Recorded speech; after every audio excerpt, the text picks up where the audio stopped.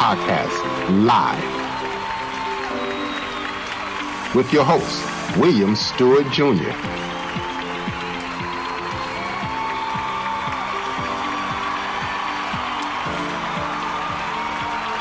Live streaming every Friday at 9 p.m. Eastern Standard Time on Facebook and YouTube. With real conversations and fresh perspectives. Would you like to be my guest? Give us a call at 888-552-1944. Today's guest, Isaiah Mercado, an author, the 10 F words of feedback.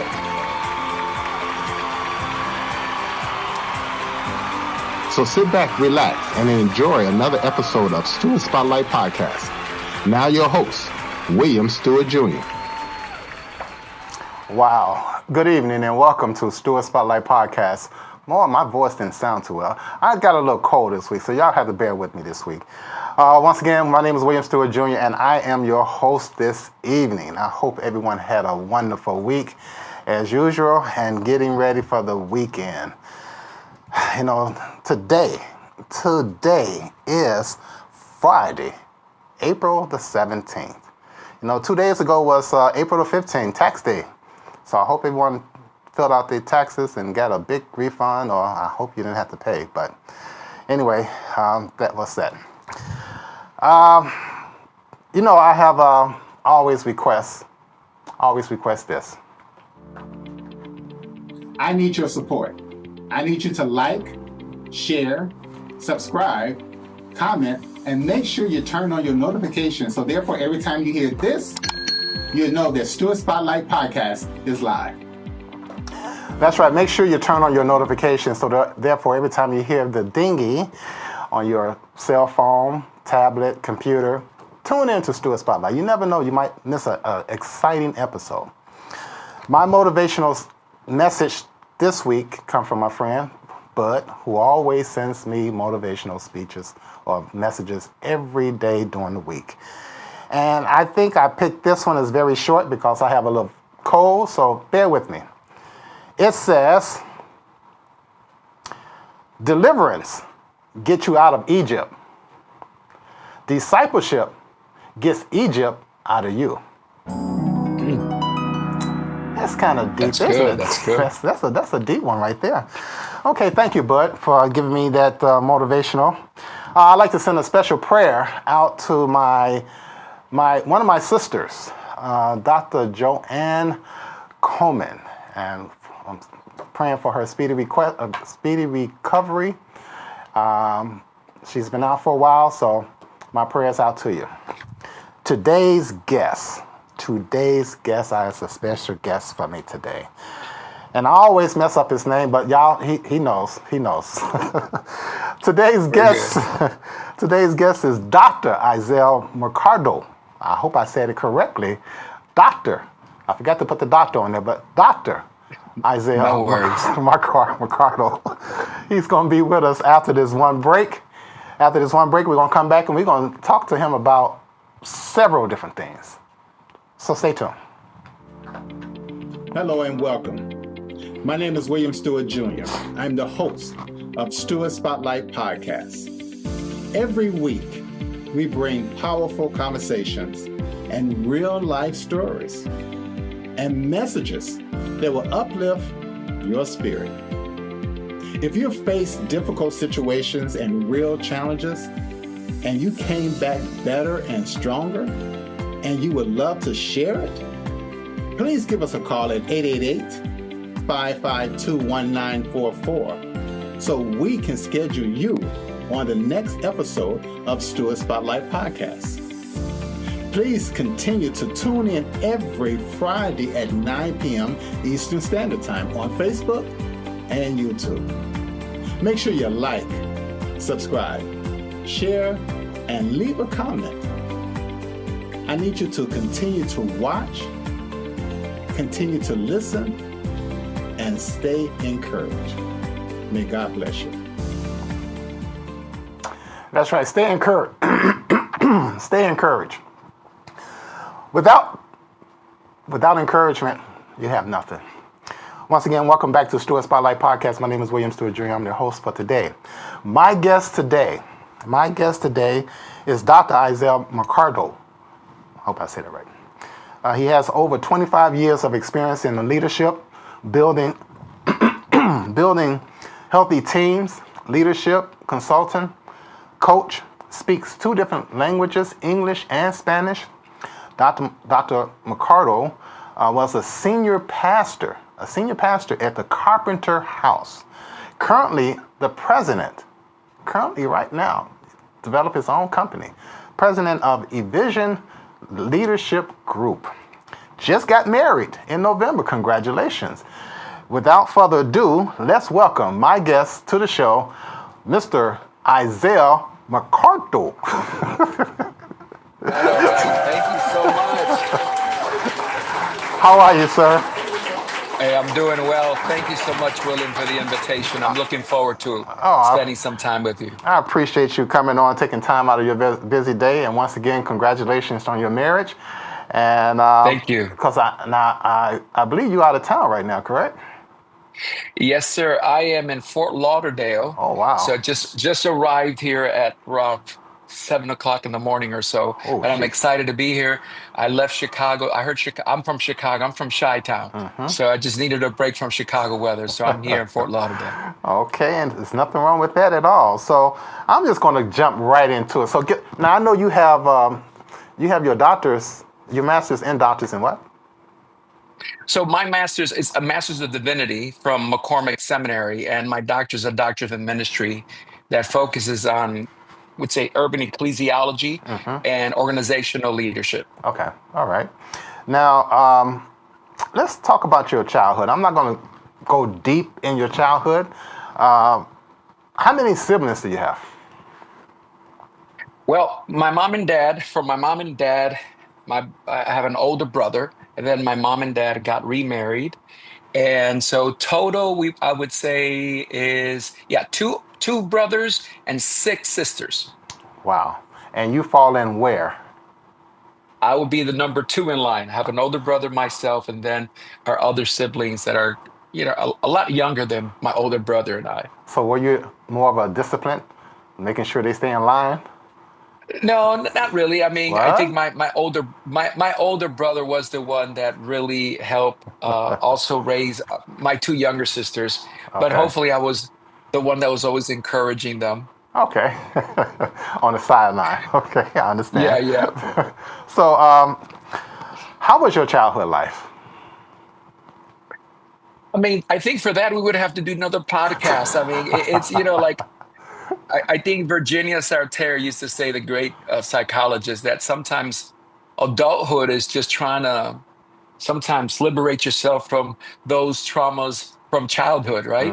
So I think my childhood had its challenges and stuff like that. But when it's all said and done, I think God's wisdom and God's mercy, despite all that we've gone through, has added value and has helped me make it to what I am today. So I'm very grateful. So my mom and dad, I'm very grateful for their upbringing. I was taught and raised in the church, and I'm grateful for that. So my childhood, like many of us, had its ups and downs, but at the same time, God has been gracious and merciful, and I'm happy to say that God is good. Amen.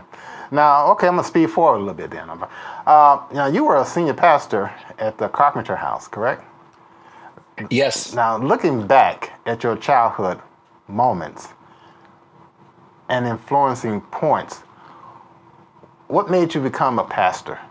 Did someone back in the day that you was really looked up to and said, I want to be just like him? Yes, my grandfather was also a church planter and pastor. Oh, wow. So without a doubt, I was literally, William, raised inside of a church, in the back part of a church, the parsonage or the back part of a church. So I was literally raised there for the first 7 or 6 years. So my pastor also, my grandfather was a church planter. He passed away 5 years ago. So I was told that when my grandfather would preach, I would sneak into the what we would call the pulpit area and sit and watch him. So without a doubt, he had a major influence in my life, Okay. and I just wanted to make him proud as well. So I would say on both sides of the family, my dad and my mom's side, we have pastors, we have ministers and musicians. Okay. So I just think that gift or that calling just runs in the family. So, but Great. my grandfather, his name was Candido Vergara. He's the one that had the greatest influence over me. Say that name one more time. Candido Vergara from Puerto Rico. Okay. Yes. That's a tongue twister for me right now. No worries. So, Okay. so he was a major influence over my life Okay. in regards to going into ministry. When did you first sense God's calling you to become a senior pastor? Well, in regards to becoming a senior pastor, a little bit later in life, I had a very special encounter with the Lord. I would say around 17, Mm-hmm. 18 years old when I was in high school. And I come from the Pentecostal tradition, William. So in the Pentecostal tradition, when you're baptized in the Holy Ghost, you're sent. So at a young age, at the age of 18, 19, I was already preaching and traveling, also with a musical group. So I was more like your itinerary, not your evangelist, right? Mm. For the Mm. first, like from 18 to 20. I got married at 21. And then obviously from 21 to, I would say, my 20s and even into my 30s, I was preaching a lot, an associate pastor after I think around when 28, 29 years old, I became an associate pastor. So I Okay. church planted in my mid or late 30s. That's when I Mm. actually, and I started to sense that probably in my late 20s, early Mm. 30s, I started to sense that God was calling me to pastor a So church. basically, your surrounding, your family surrounding was really in church. So that's what really motivated you to get to become a pastor. Yeah, without a doubt, on Mm. both sides, ministry runs deep in both sides Okay. of the family. So Okay. without a doubt, that played a major role in my direction and in my life and purpose. So I Okay. was very fortunate to also just discover that God had given me the gift to communicate and to encourage people. Now, before we go further, how many kids you have and grandkids?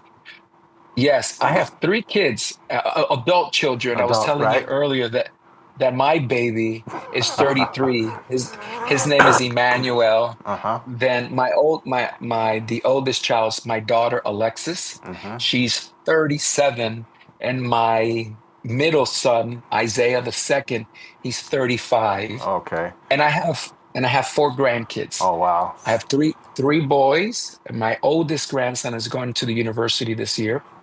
And Congrats. finally, yeah, thank you. Finally, I have my granddaughter, Mm-hmm. and she's 2 years old. Wow. So you almost sure that you spoiled them a lot. I try, and give them back to their parents and say, "You take care of them."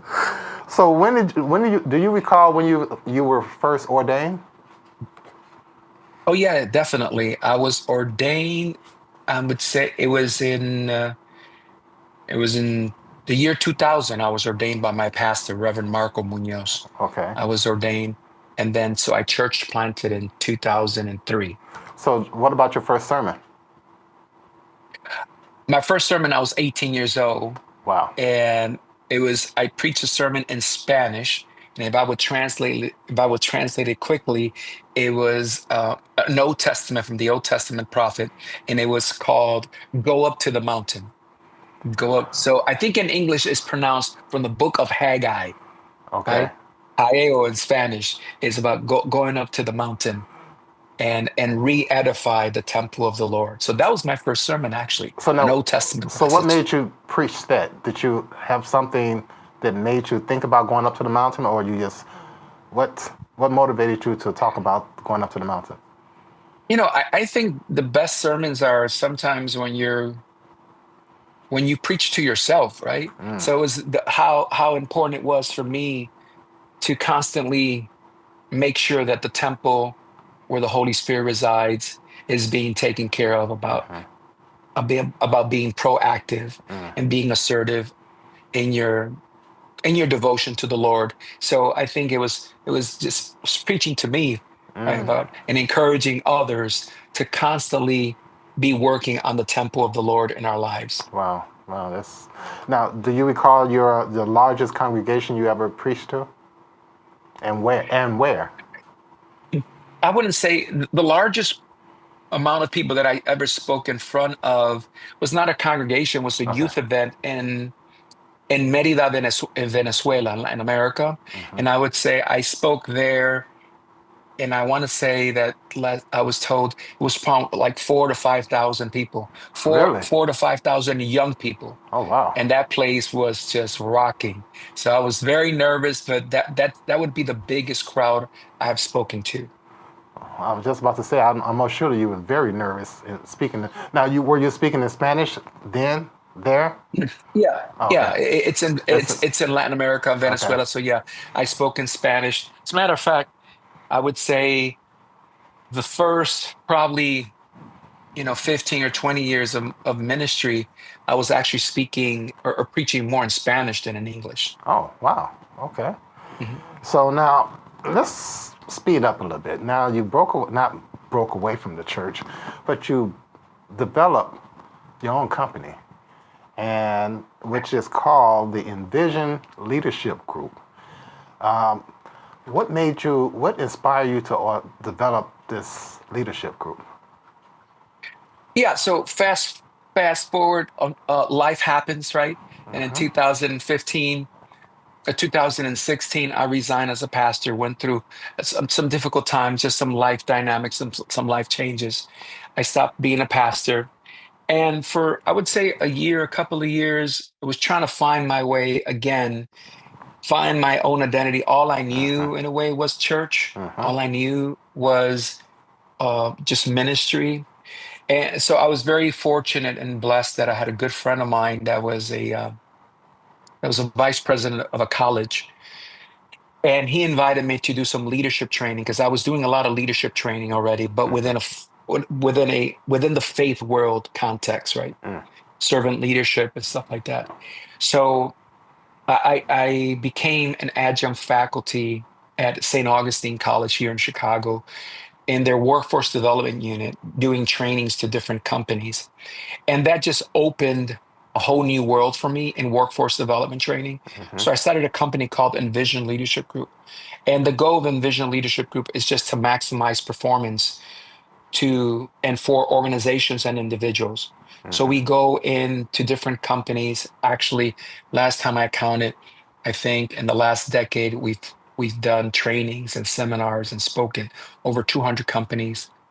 And so we just been doing that. So I almost feel, William, that I'm still doing ministry. Hmm. I'm still adding value. I'm still inspiring. I'm still equipping.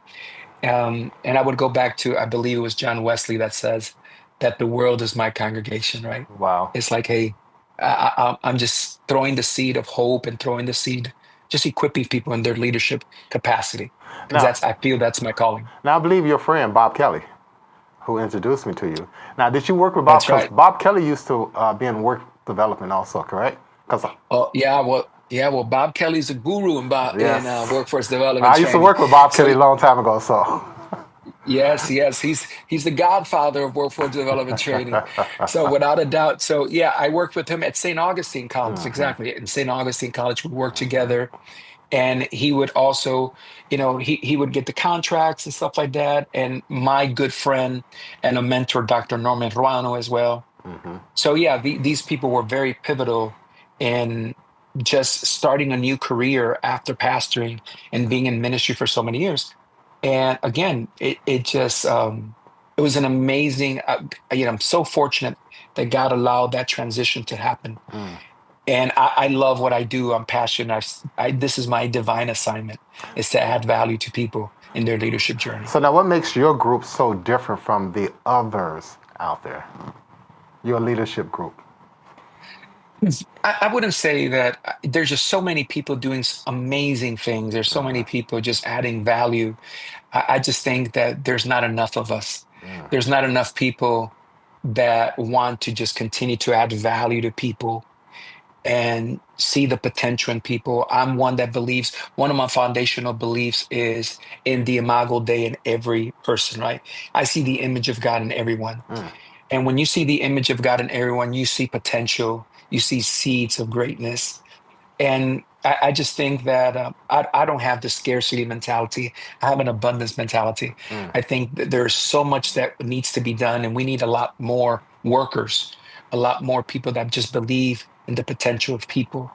I would say that might separate us. I'm not sure, Hmm. but that we actually believe that people could grow. We actually believe that people have potential. We actually believe that people could rise and live out their purpose, their divine purpose, and their divine assignment. Wow. Now, did you have any big challenges when you first started? And with the workforce development, Exactly. with just my Well, company, with your company, Envision. yeah. I think everything's a learning curve, learning the new vernacular, right? I Mm-hmm. come from the church life, but we need where there's a particular language, shared language. So just understanding the new language, simple stuff like what is the baseline SMART goals, just different dynamics in corporate life. Even though I wouldn't say that corporate corporate leadership is not so much different than church leadership. You still have to influence people, you still have to connect with people, but it's just understood. So yeah, there was a learning curve there, Okay. and I just thank God for the opportunity and for so many mentors I had in the journey that just kept on adding value to me. I was very receptive of learning from other people. So yeah, you have some those challenges of knowing new vocabulary, understanding the different, understanding that in church and I would say that probably it was more difficult to lead and influence people in church because they're volunteers, right? They're a lot of them are just 90% of people in the church are volunteers. In corporate America, people are getting paid and some. So understanding the differences there and how to tap into people's motivation, So I think now, that was a little bit of challenge. did this really motivate you, or did this empower you to learn more about yourself versus what you're trying to do? Yeah, I think that I think if you're receptive, if you're receptive, there is no way that you cannot learn. You need to continue to learn and grow. Okay. I'm a lifelong learner. I'm going to be 60 years old, and I believe that I need to continue to learn. So yeah, it was constantly learning and facilitating. Mm-hmm. And I would tell you that my biggest teachers, William, without a doubt, were those employees, were those participants that would sometimes ask me questions, and just based on their experience, I was able to glean some new insight. So I would say, as a facilitator, as a trainer, as a speaker, I was also learning from those that I was speaking and facilitating to. So it was this dual thing of being receptive because people have a lot of experience and they could also add value to us as facilitators and It trainers. depends on how So I you. was constantly very open. It depends on how you interpret it too, because some people take it negative versus positive. Yeah. I mean, Constructive without a criticism. doubt. Right. Okay. Yeah. Without a doubt. And obviously, I wrote a book on feedback, and I don't believe that you take every feedback, but you have to stay curious. You Yes. have to stay Okay. curious about the Okay. feedback. So without a doubt, I just learned a lot. And even when I got some challenging feedback, Mm. right? I think you have to be you have to develop some clear self-awareness of yourself. Years ago, I heard a man say that we are all born originals, but most will die as a copy because we always want to compare ourselves with other people. So, just finding your own voice and staying in that voice and your assignment. And I don't try to pretend I'm so somebody. For example, there's some preachers that I don't preach like him, or I Mm-hmm. don't facilitate like her. But Mm-hmm. guess what? They don't facilitate Like like you, me. right? So it's So, just, yeah, so it's just understanding that and being comfortable with your own assignment. could you name one lesson you learned the hard way by going under the leadership group In my company, in your Envision company? Leadership Yes. Group. Yes. Yeah. Um, What I would say is that there are sometimes many people that were forced to go to training, right? There's a lot of people, for example, at companies, they have trainings, Oh, and then you have to and go. then Right. Okay. they're like, I have to be here. I can't believe I'm here. I don't want to be here. So sometimes dealing with that, whatever indifference, or could be challenging, or try to connect with them. So I was very intentional, very from the very beginning, of trying to engage people, try to ask their name, Mm, because I believe that connection comes before contribution, so as mm-hmm, much as I can. mm-hmm. So yeah, but so it was challenging. Some people not wanting to be there, or sometimes just want to always mention negative stuff or negative comments. Oh, well, this company will never, and sometimes you have to be very careful, because in some of these companies, people just wanted to vent, and you got to be very careful, because it could become a venting session when it's supposed to be a training session. I remember several So times. just learning that. I remember several times when I had to go to a convention because I was part of my employment. But I was like, why am I here? But I had to get my little certificate, like I was here, like I was there. Right. But now, if you had to do it all over again, would you do it different from where you started from, or? I probably ask for more feedback a lot quicker. Mm, You know, I- and just being curious. I think I've always been curious in a way. That's just I'm wired that way. mhm. But I probably would be more, and I am now, just being more intentional of asking for specific feedback. Hmm. Because I think sometimes we just tell people, oh, you have some feedback, and I talk a little bit about that in the book. I'm talking about asking for specific feedback. Give me Mm, feedback in regards to this, mhm. and being more specific in regards to that. I think I could have done better. But hey, we cannot gauge yesterday's mistakes with today's wisdom, right? Is so I have to say that God has used all of that to add Oh, value to me as a trainer, as a facilitator, as a man. right, right. So So yeah, what no regret. what kind of legacy would you like to leave if you were to leave in your leadership? I believe the legacy that I am leaving, right? The legacy that I'm leaving Right. is that leadership is for all. Mm, And I believe that. And again, that comes from I'm a man of faith. That comes from the book of Genesis, right? mhm. The Imago Dei that God has placed. He has created us to rule, to guide. And so I believe that God has planted a seed of greatness in everyone. And Mm, it's our role is in one of my assignments is to hopefully help people, encourage people to mm. find that purpose, to find their divine assignment. Wow. Now, have you ever challenged have you ever had someone to challenge you publicly?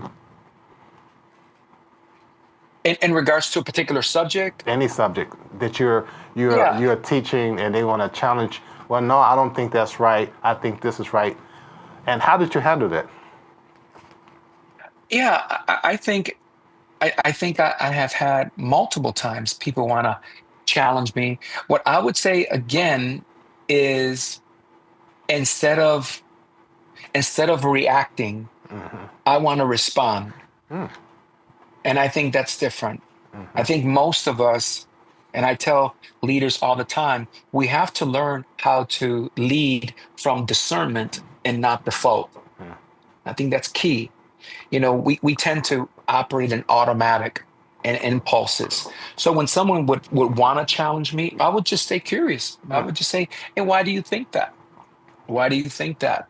And I would also just allow some space and flexibility to see if there's something that I was lacking, to see if there's something that I could learn from this, mm, right? And when I felt that sometimes it was just more of someone just wanting to derail the class, then I would call it out. I would say, listen, I think you and I could speak offline.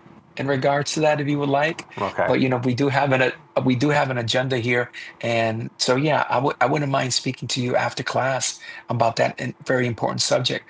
So I would try to reel it back in and say, hey, we have an agenda here.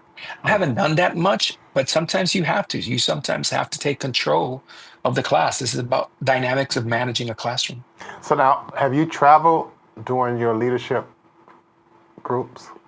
I mean, travel all over the world, presenting, coaching. Especially in the United States. I'm also, and I'm not sure if I mentioned this to you, but I'm also the national director of training for an organization called the National Youth Advocate Program. Okay. And so we have 14 sites throughout the United States.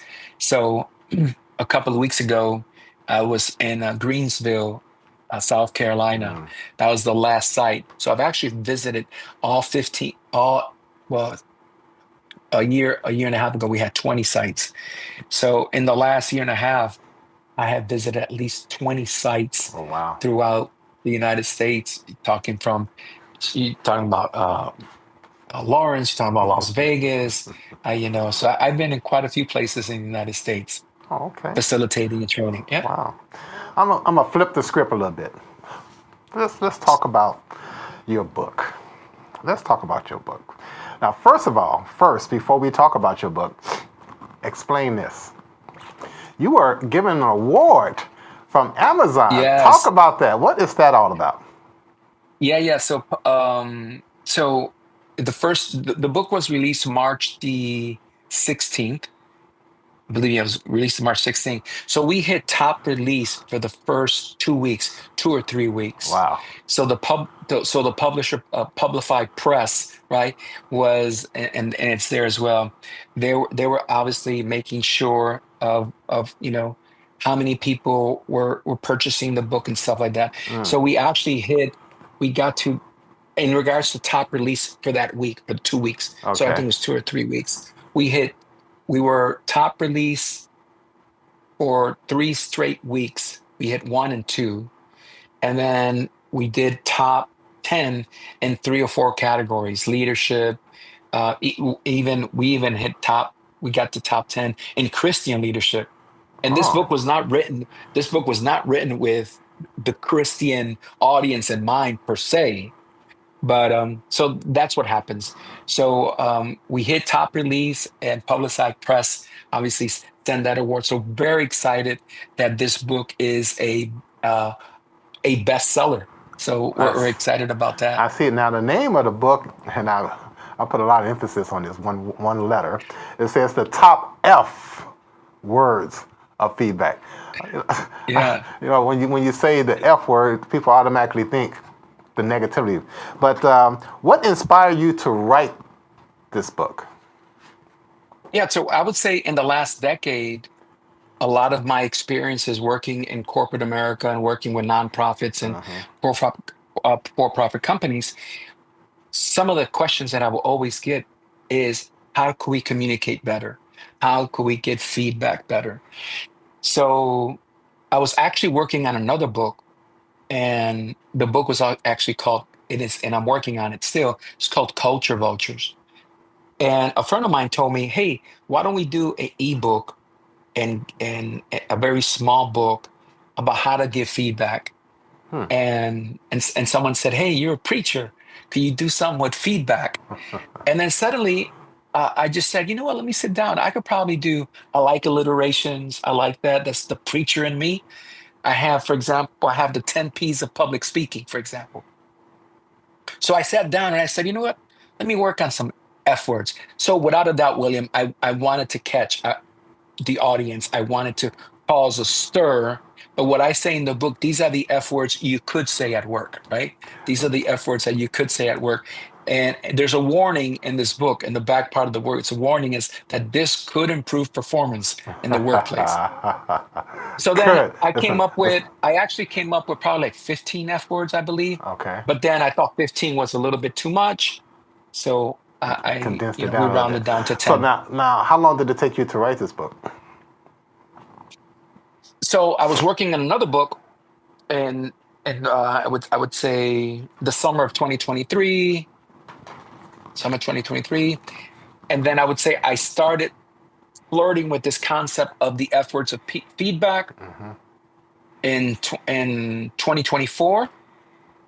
And that's where it started. I actually even put it in practice in a couple of seminars that I gave about, I shared here are the 5 F words. First, I remember 3 F words and 5. Then I said, I got a little bit bolder, a little bit more bold and I finally got to 10. So really, I started to really do a lot of the writing and research, I would say the end of 2024. So, hey, this is like a 2-year project, almost 2 years. Which part of the book was the hardest part? The hardest part to write about? I wouldn't say that there was. I just really enjoyed writing it. Okay. I really enjoyed it. Now, definitely, I'm not a writer per se, so I had some help. With, people that could help me clean it up here and there. Okay. I think that's very important. I'm a speaker more than I am a writer, so sometimes it was just needing people to help me. I sometimes had an idea and was having a hard time articulating it, right? But I knew what I wanted. I had the big picture in mind. So with the help of some key people in my life, they were able to help me, clarify, to articulate it a little bit better. Now, not to cut you off. Now, would that be considered as a writer's block when you're writing? Yeah. Okay. Yeah.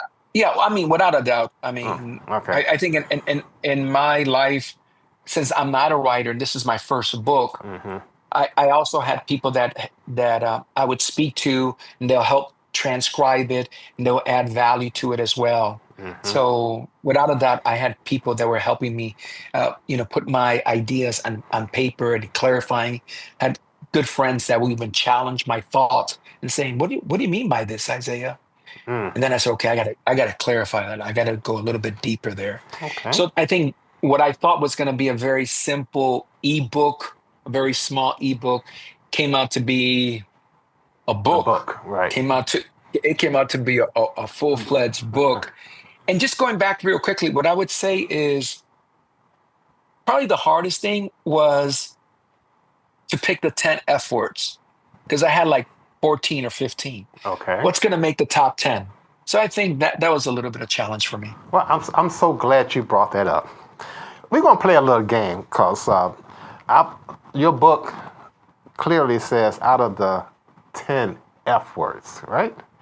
Now, Sir, my system, I generated, and it's going to create a word out of your book. And can you give us a little synopsis about that particular word? Let's see what the first one is.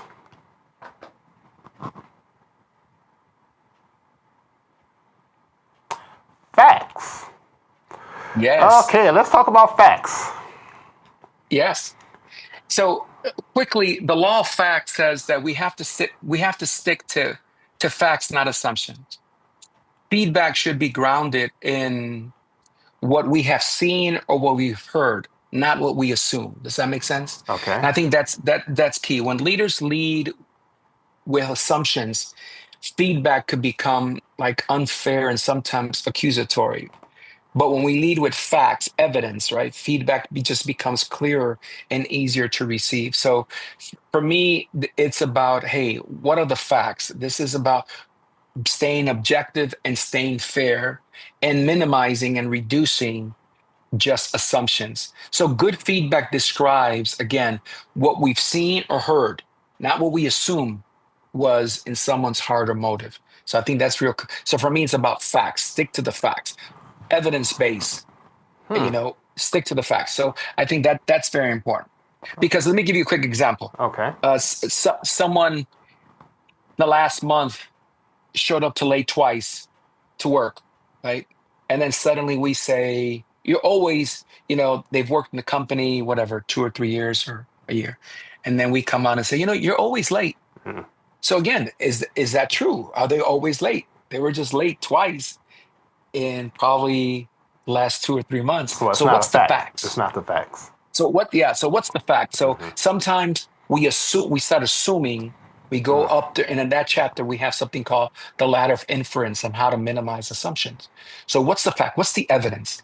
So I think that's key when we're about to give feedback is make sure that's based on observable behavior. There's evidence, there's facts, and not assumptions.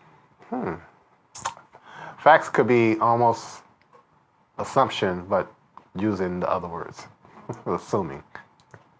Yeah. Well, again, and I think there's two, what is an assumption?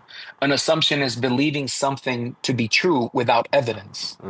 That's what an assumption is. Okay. So facts and assumptions are not interchangeable. Right? So an assumption is when you believe something to be true without any evidence. Here we're saying when you provide good feedback, it's based on facts. You could prove it. Gotcha. You could show it. You've been late twice in the last week. Tuesday, April 14th, and whatever, Thursday, April 16th, whatever the case may be. Right. But you could prove it. That you were That's late. evidence. And Okay. that makes sense. And I think that's important. Okay, let's see what the second word is going to be.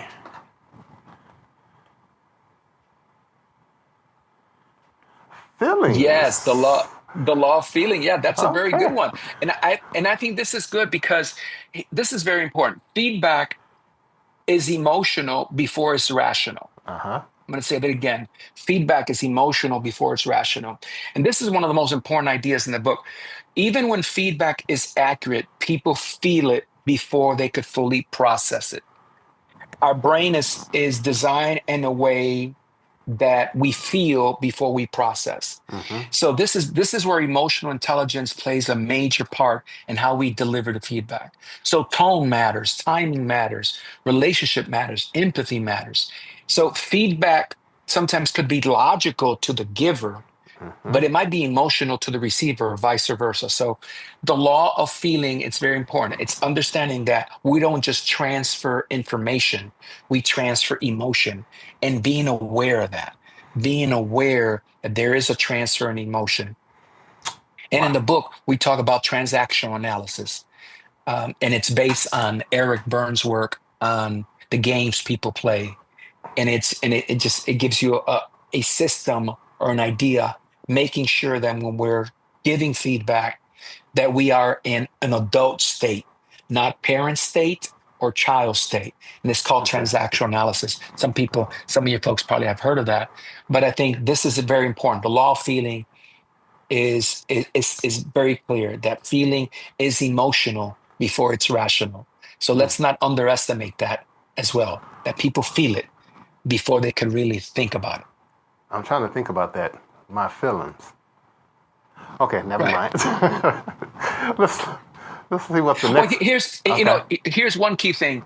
I think a lot of people have to realize that feedback, when it's not done properly, feels like a verdict more than anything. Okay. Right. So what I tell people all the time, that feedback doesn't define us, it refines us. And feedback has to be given in a way that it's a roadmap, not a verdict. So understanding those dynamics are going to be very important. That there's some emotions in play here. They're going to be present when you're providing good feedback, or I call it appreciative feedback and transformative feedback. So being aware of that just makes you a better feedback giver, but also a feedback receiver. Okay. Let's try one more. All right. Faith. Oh, man. I tell you, William, what I would say, without a doubt, this one particular, I think all the other, if we could call them laws, right? This is the heart behind the whole book. If leaders do not believe people could grow, then feedback, again, becomes more like a judgment instead of development. And I'm going to say that again. When leaders do not believe that people could grow, then feedback becomes more a judgment than development. So the law of faith says that we believe in people's potential to grow and improve. So, and again, faith is not pretending that problems do not exist. It's just choosing to speak to potential and possibility. Right? So for me, all the other laws rely on this one, on the law of faith. And this is in the book. This is where I mentioned that I just believe in the Imago Dei. I believe that God has put potential in everybody. So when I give feedback, I have to give it in a way with the belief that they could grow, that people could develop, that people could excel, that people could rise. And because sometimes you have to believe in people sometimes before they believe in themselves. Sometimes people have to borrow your belief for a season until they can build it, have their own faith. So for me, the law of faith is critical. Without the law of faith, everything else fails. I So mean, the law of faith is. how could you build up someone's faith if they don't believe? I mean, if we're going to use an example of the Gospels, if we want to go there, right? Again, this is not. When I say about faith, this is your belief in people. When Jesus selected and when Jesus called the disciples, they didn't believe it in themselves. They were astonished, right? Okay. So but they were receptive, and little by little, Jesus just kept on pouring into them, and finally, until that growth and that development occurred in them. And I think that that's what we have to. How many times have people seen a gift, a talent in me before I saw it? How many times people have probably saw potential in me when I sometimes didn't even see it? So for me, the law of faith is believing in people's potential. And again, and in the book I have a couple of examples. Sometimes people even tell you, you think I could do that? You really believe I could do that? And you say, yeah, I believe in you. Yeah, I see the potential in you. So sometimes people have to borrow your belief until they build their own. But And I think that's important. that would be low self-esteem, would it? I mean, sometimes people could suffer from low self-esteem, but sometimes it's just lack of awareness. Sometimes it's just people not seeing sometimes their giftedness or Okay. their talent. And so yeah, it could be sometimes it could be some low self-esteem, but sometimes how many times people saw potential in you and they named it, they mentioned it to you, right? And you're like, wow, that's right. Or, I could probably do that. I could do that. Okay. Let me give a quick example. When the pandemic hit and I was teaching a class at the seminary, then they come back and they tell us, you're going to have to do this online. And my youngest son calls me a Flintstone still. I'm bad with technology, right? But again, I had coaches that said, Isaiah, you could do it. Right. You could do a class online. Right. What's Zoom? I've never heard Zoom. What's Zoom? How do you do that? How do you do all this? And I had to borrow other people's belief in me until I believed I could do it myself. So I think that's important. I totally agree with you on that because I had a lot of negativity when I first started up this podcast. They said, why are you doing this? I believed in myself. I didn't let the negativity come into effect. I believe, okay, I'm going to do this. If I have to work night and day to get this down pat, I was determined to get this down pat. So my level of motivation was really high, really high. So that's what motivated me to start this podcast. So now, what advice would you give the listeners who may be listening right now that may need some encouragement? Well, when it comes to feedback, we're talking about feedback in the workplace. In general. Just in general. Well, I mean, you're almost provoking the pastoral voice to come out. That's right. I wanted to come out. Me, right? Do the hooping too if you want to. hey, I can hoop, Willie. I understand. I'm a Puerto Rican. I'm Puerto Rican from Chi-Town. So, all right. So what? Again, I go back to two fundamental beliefs. It's number one, that leadership is for all. That God has there's the image of God in everyone. That God has stamped His image on everyone. Sometimes we just have to discover that. And so leadership is for all. And that I believe in hope. I'm a man, in Chi-Town. I'm a hope dealer. I transact in hope. I believe that. And inspiring and encouraging people to continue to seek what is their divine assignment on earth. Because when you find that, then life just becomes more satisfying. In regards to feedback in the work setting, I would say about reframing how we see feedback. We cannot grow without feedback. It's impossible to grow if we don't get feedback. So I would say let's reframe how a lot of us have had so many bad experiences with feedback. Sometimes when we think about feedback, we just think about something bad that we did. Well, there's appreciative feedback, is celebrating and encouraging people and affirming when they have done something well. Less than 30% of people receive feedback in the workplace. That's feedback when it's done well is a superpower that leaders have. So I would say reframing the whole free framework of feedback, seeing it like in a healthier way, and building a culture where feedback is received and feedback is expected, where we all can then unlock potential and connect potential to performance and marry potential to performance. So that's what I would say. Those are the key takeaways. And that's why I go with the F words. Give people a simple framework where feedback just can become more relevant and easier to apply in the workplace. Wow. And you heard it there first. Sir, I want to thank you for coming on this evening. But I want to leave the audience something to return. If you are interested in contacting Mr. Eisele, Dr. Eisele, sorry, you can reach him on the website or his email, or give him a call on his phone, 773-554-2300.